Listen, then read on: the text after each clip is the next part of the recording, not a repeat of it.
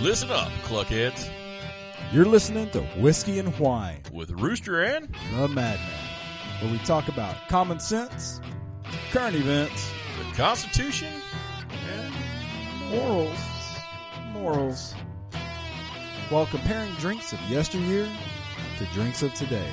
so sit back, relax, leave us a comment. Here comes Whiskey and Whine.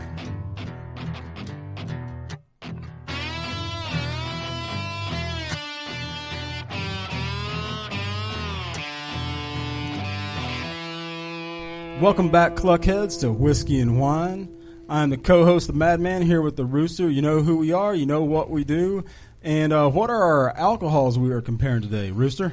Well, today on episode 4, Madman, we are going to be doing a little bit of a mix-up today. So we'll be mixing really, really bad beer already, I could tell, with really good beer. So it's going to be our friends at the Steel Brewery, Steel Reserve. I don't know, man. I don't know where this is made. High Gravity Steel Reserve. Yeah, it's it says that it's slow brewed for an exceptionally smooth flavor, though. I've had this once before, and I don't remember anything fond about it. So I know it's from Milwaukee.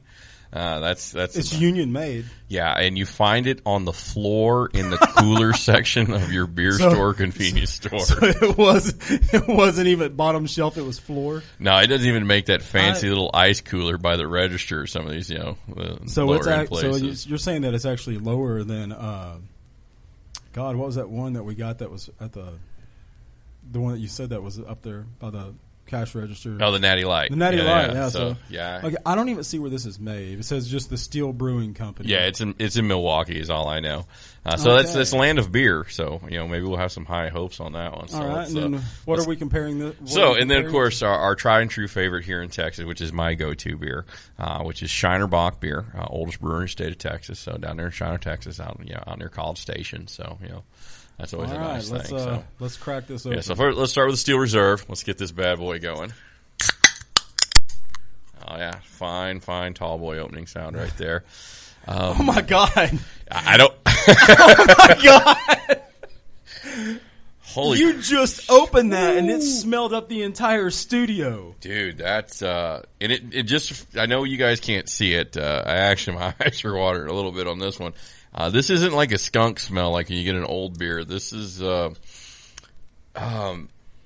think they use rusty water in their tanks or something, man, because it's different.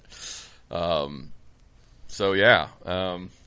give it a taste, man. Why not? Let's check it out. So yeah, let's do this because this doesn't sound like a bad idea. I think. Oh my God! I don't think beer's supposed to it's supposed to be sweet. Is this fermented right? It's flat, even though it made the beer noise and it bubbled.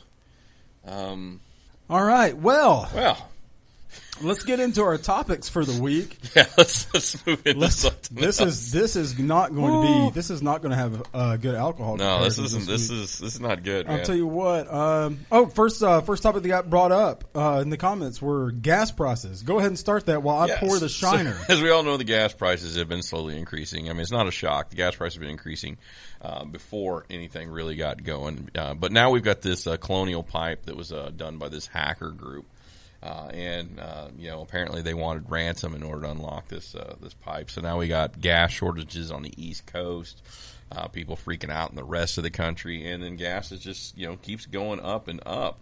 The sad thing is, I actually read today that that they actually paid the ransom on this pipeline debacle. It was like $4 million in order to get these things unlocked, and so they could start working on it again.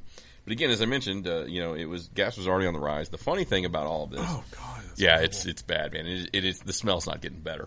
But the irony of this one is, our current administration is kind of anti-fossil fuel, anti-gasoline, whatever. Wait a second, before we go into that, I thought it was a part of our policies were that we don't negotiate with terrorists. So technically, wasn't this like a socio-economic attack? Yeah, and the White House is mum, if you will. They will not acknowledge if they knew about the ransom being paid or not about the ransom being paid. So they're not going to say either way if they were involved. But where I was going with the irony on that one is that So we've had, we got senators calling people in. So John Kerry, one of our favorite guys from previous administrations, has come in to talk about it because, that's kind of his deal. So now they're figuring out how do we get the East Coast gasoline, how do we get this done? Because there's thousands of gas stations that don't even have gas available. And to me, I almost fell out of my chair when he stated the most efficient way to transport fuel in this country is not by truck, not by train, but by pipeline. But we shut the pipeline down. Yeah, we shut the Keystone Pipeline down, which would have kept us off of getting energy from everybody else, and actually been able to sell our energy to Canada, and vice versa, get it from them, sell it to them. God, this is horrible. Yeah, it's this steel reserve is horrible. Yeah, it's bad. The gas thing's bad too, but the steel reserve it might be. It might be. Well, here's my thing with the pipeline. It doesn't take a genius to figure out that trains run on fuel. Trucks run on fuel.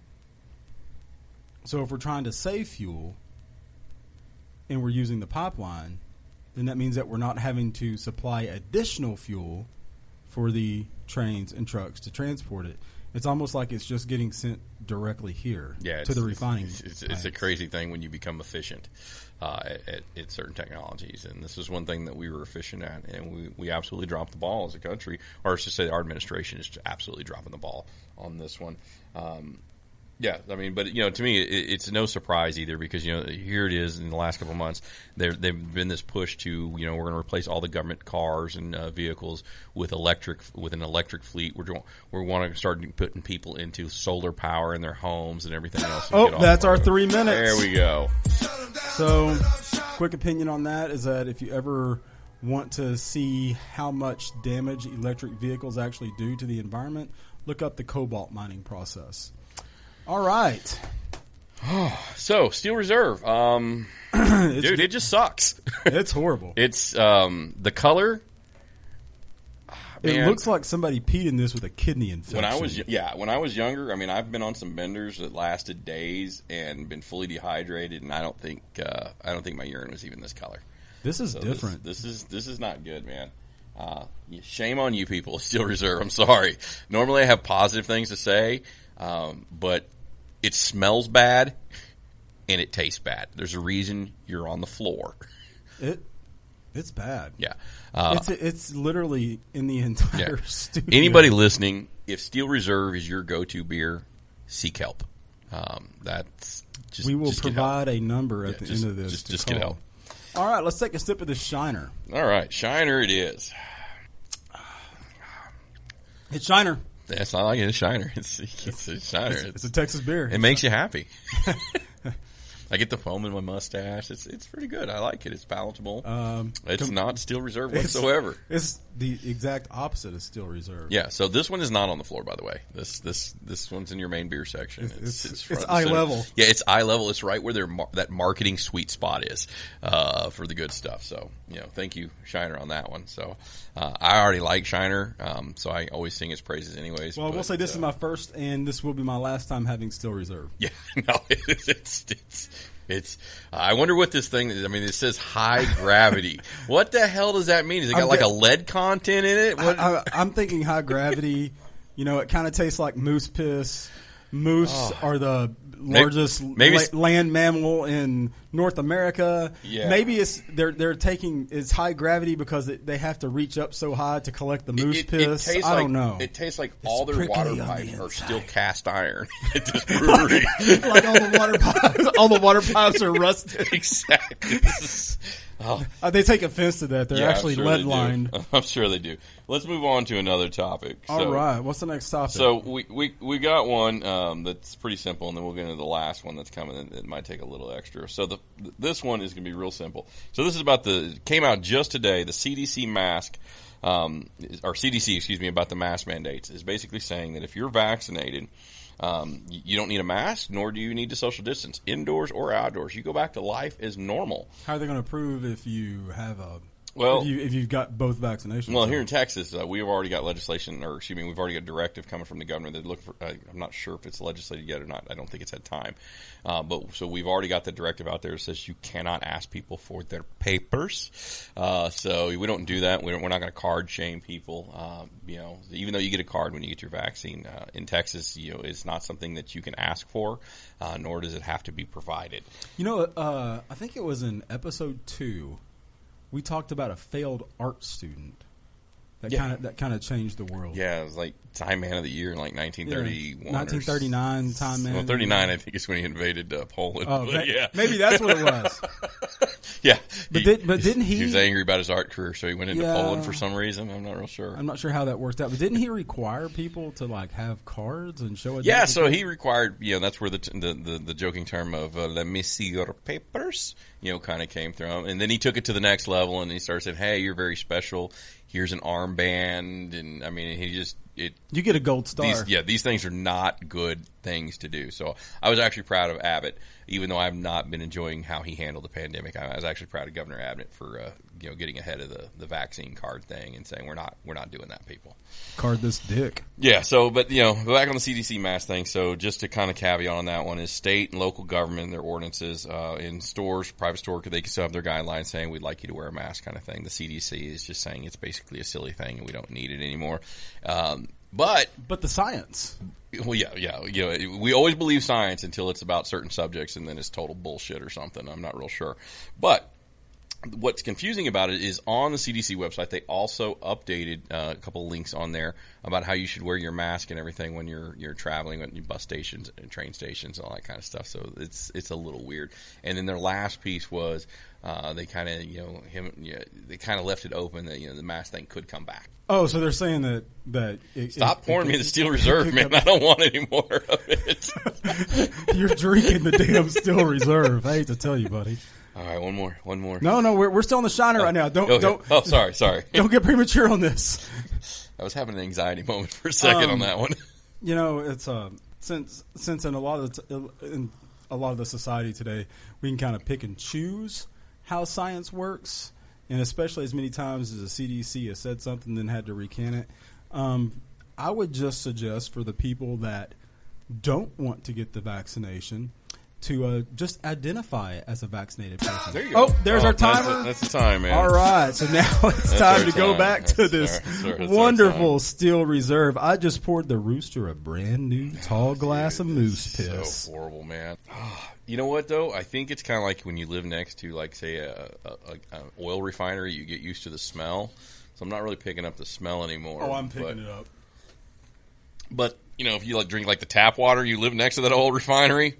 And it tastes like rotten eggs. It's no bueno, man. That's So, the hell, Milwaukee. What this reminds me of is that guy that just drinks so much that then the next day, whenever he goes out to mow his yard, you can smell that the beer coming out of his pores.